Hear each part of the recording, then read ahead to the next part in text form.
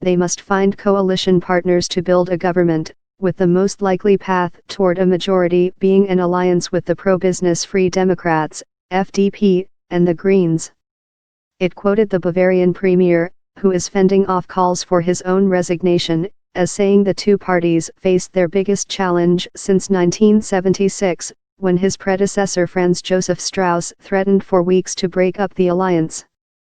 Seehofer, whose biggest challenger is Bavarian Finance Minister Markus Söder, a hardliner on immigration, will meet Merkel and other top officials on Sunday, with top officials in Merkel's CDU split on the need for a rightward shift. The conflict inside the conservative camp is straining Merkel's already difficult task of bringing together parties with big differences on energy, Europe, migration, and taxes. Lasket also said the Greens would have to step back from some of their hardline environmentalist demands.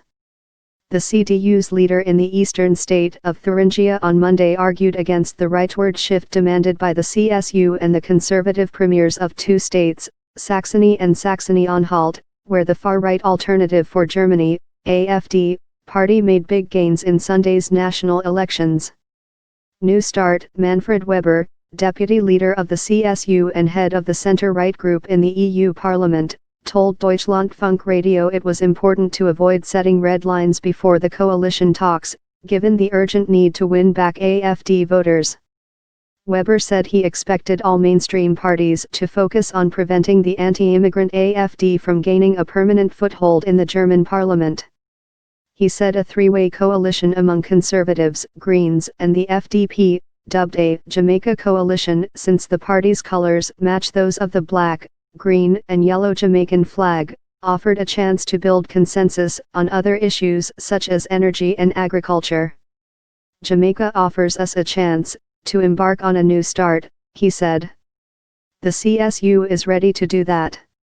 Merkel has sought to keep the door open for a renewal of her grand coalition with the Social Democrats that has ruled for the past 4 years, but the SPD is determined to stay in opposition after suffering its worst result since 1933. We got 20.5% of the vote. That is not a mandate to govern, SPD Secretary-General Hubertus Heil told broadcaster ARD on Monday. He accused the other parties of stalling coalition talks until after a state election due on October 15 in Lower Saxony. They want to govern, now they should govern, he said.